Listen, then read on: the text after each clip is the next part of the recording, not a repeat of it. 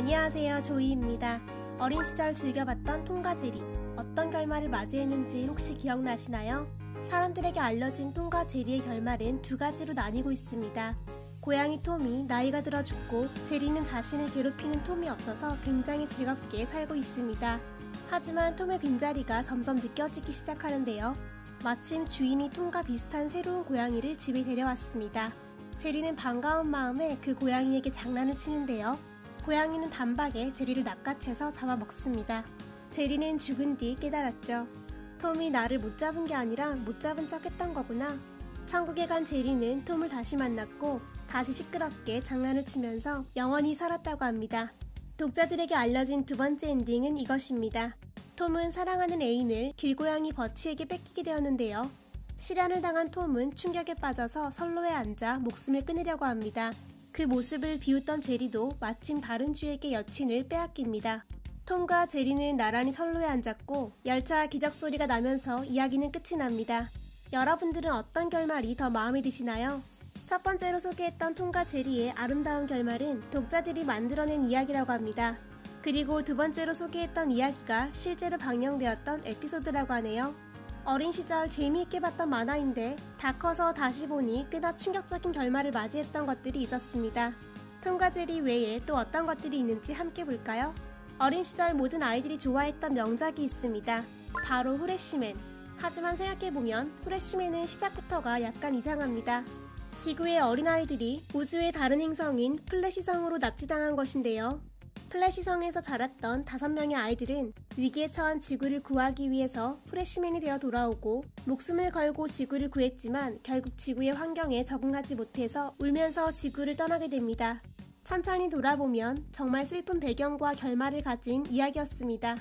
인간들의 꿈과 희망으로 인해 존재하는 하늘 왕국에서는 공주 민키를 지구로 보내 위기에 빠진 인간 세계를 구하고자 합니다. 하지만 어느 순간부터 사람들은 더 이상 꿈을 꾸지 않게 되었고 자연스럽게 하늘 왕국의 힘은 약해지고 민키는 사람들에게 잊혀지게 됩니다. 또 마침 민키의 요술봉도 망가지게 되는데요. 결국 민키는 지구에서 평범한 여자아이로 살게 됩니다. 그러던 어느 날 학교를 마치고 집으로 가는 길에 공원에서 날아온 공을 줍기 위해 민키는 도로에 뛰어들고 이때 마침 빠르게 달려오는 트럭에 치여 민키는 사망하게 됩니다.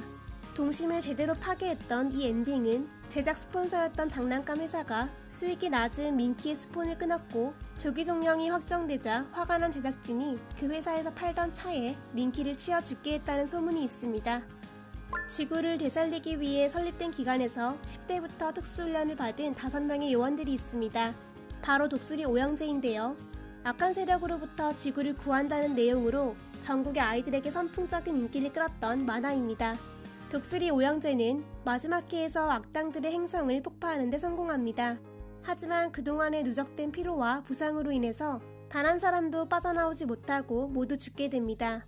굉장히 현실적인 엔딩으로 인해 많은 아이들의 동심을 파괴했지만 한편으로 쌓인 피로는 그때그때 풀어줘야 한다는 교훈을 남기기도 했습니다. 동심을 파괴하는 작품 1위로 손꼽히는 만화는 바로 플란다스의 개입니다. 자상하고 온화한 성품의 다스 할아버지와 네로는 버려진 개 파트라슈를 돌봐주며 행복하게 살아갑니다. 하지만 연로한 할아버지는 결국 돌아가시고 천혜고아가 된 네로와 파트라슈는 심각한 생활고에 시달리게 됩니다. 그리고 추운 겨울의 어느 날 밤 네로와 파트라슈는 성당 앞 평소 동경했던 루벤스의 그림 앞에서 서로를 껴안은 채 얼어 죽게 됩니다. 어느 날 리리카의 학교로 아주 잘생긴 남학생이 전학을 옵니다. 그리고 리리카에게 간호사 모자를 선물합니다. 이 모자를 통해 리리카는 간호천사로 변신해서 악당과 싸우게 되는데요. 모자를 선물했던 남학생은 리리카에게 의미심장한 멘트를 날립니다. 생명의 꽃은 너의 몸속에 있어. 그 꽃을 피우면 넌 죽을 거야. 결국 마지막에 리리카는 변신 주문을 외워 생명의 꽃을 피우는데요. 이로 인해서 지구를 뒤덮었던 어둠은 물러가지만 결국 리리카는 소멸되어 사라지게 됩니다. 서기 2221년 우주여행을 떠나는 철이와 메텔의 이야기 은하철도 999를 기억하시나요? 아이들이 즐겨봤던 이 만화의 배경은 사실 굉장한 막장인데요. 철의 엄마는 기계백작의 손에 목숨을 잃고 벽 장식으로 박제가 됩니다. 그리고 기계백작은 메텔의 엄마인 프로메슘의 명령으로 철이 엄마를 죽였죠. 죽인 이유는 더 과간인데요. 프로메슘의 남편이 철이 엄마를 사랑해서 그녀를 지구로 피신시켰기 때문이라고 합니다. 결국 불륜으로 인해서 이 모든 일이 발생한 것입니다. 철이와 메텔은 합심해서 프로메슘을 제거하고 둘은 각자 다른 열차를 타고 헤어지는 엔딩입니다. 결국 메텔은 자기 손으로 엄마의 목숨을 앗은 것입니다. 아기 공룡 둘리를 모르는 분은 아마 없을 것 같은데요. 둘리와 친구들은 고길동의 집에 얹혀 살면서 온갖 말썽을 부리며 살아갑니다. 그리고 마지막에는 각자의 고향으로 돌아가는데요. 시간이 흘러 둘리가 다시 고길동의 집으로 돌아오게 됩니다. 애초에 빙하에 갇혀 있다가 먼 미래에 눈을 뜬 둘리에게는 돌아갈 고향도 엄마도 없었기 때문입니다. 이렇게 둘리의 이야기는 끝이 납니다. 높은 건물에서 떨어지는 셜록스를 구하기 위해 자신의 몸을 던졌던 천사소녀 레티의 모습을 기억하시나요? 결국 레티는 셜록스에게 자신의 정체를 고백하려고 합니다. 하지만 이미 레티의 정체를 눈치챘던 셜록스는 되려 미안하다고 말하면서 레티를 꼭 안아줍니다. 그리고 그날 이후 레티는 모습을 감췄습니다. 시간이 흘러 8년 후 트레이드 마크인 포니테일을 싹둑 자르고 단발머리 모습으로 나타난 레티는 성당에서 셜록스와 재회하고 결혼을 약속하며 만화는 끝이 납니다. 레티의 충격적인 결말과 교훈은 도둑질을 하면 깜빵에 간다는 것입니다. 은퇴 후 8년의 공백이 바로 깜빵 생활을 한 것이라는 이야기가 있습니다. 실제로 레티의 형량을 계산해보면 징역 15년이라고 하는데요. 도둑질을 할 때 흉기를 사용했기 때문에 15년을 받은 것이며 모범수로 깜빵 생활을 잘했기 때문에 8년 만에 나온 것이라고 합니다. 사실 만화에서는 8년이라는 공백만 자막으로 나왔기 때문에 이에 대한 모든 이야기는 확실한 것은 아니지만 가장 유력한 엔딩 스토리로 회자되고 있습니다. 도둑질하면 깜빵 간다. 아마도 교훈이 확실하기 때문이 아닌가 싶습니다.